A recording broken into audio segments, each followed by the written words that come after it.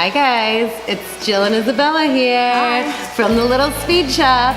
We're coming to you today because we have had so many clients that love driving fast, have nice cars, and have asked, have wanted to get into the racetrack or driving or racing or, doing driver school. So we wanted to start a video series on how to get you to the racetrack, how to get you started in driving, high performance driving. So our little series is going to be on high performance driver education. We're going to talk about what it is, driver schools, how to get there, different things to do once you get to the school, like what you have to do, what's required, regulations, tech, things like that. Tech, we'll talk about tech. We'll have Kev do a whole, show you how we do tech inspections on cars, what you need, what your car needs to get there, which is going to be so surprising because you're going to think your car needs all this stuff and really it doesn't. It's just safety. It just needs safety. It needs like brakes and we need snappy leaking fluids and all that.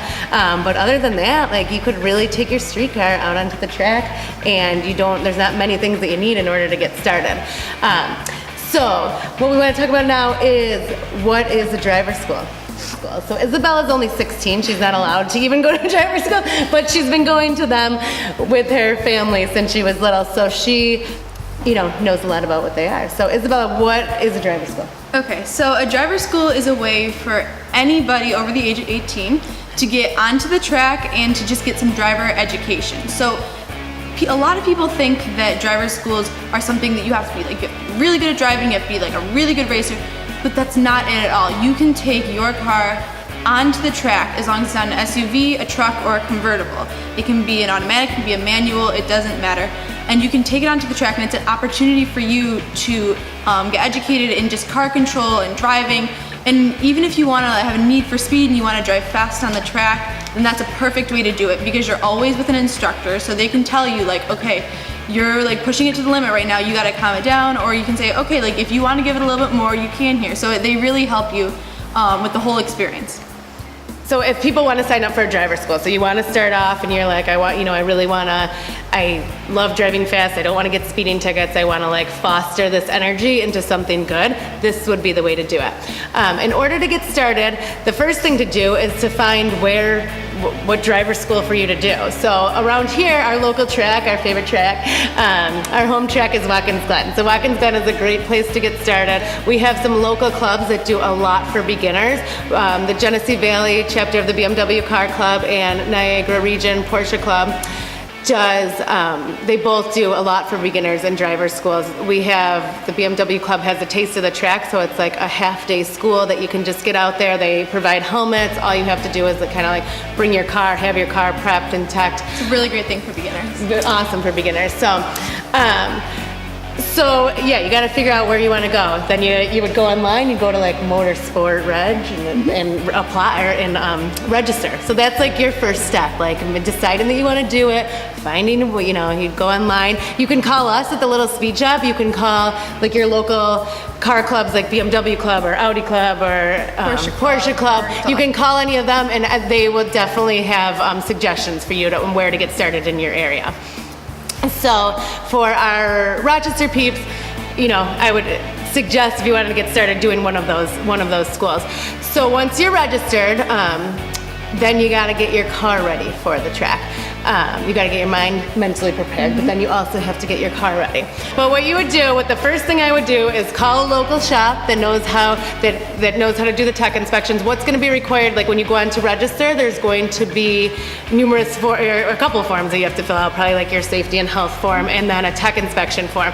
So no matter how good of a mechanic you are, even if you have your own shop or whatever, you still want to have somebody else's eye, especially if you've never been to the track, take a look at your car. You could be the best mechanic in the world, but never having gone to the track and not knowing what different parts of the car are stressed more on the track.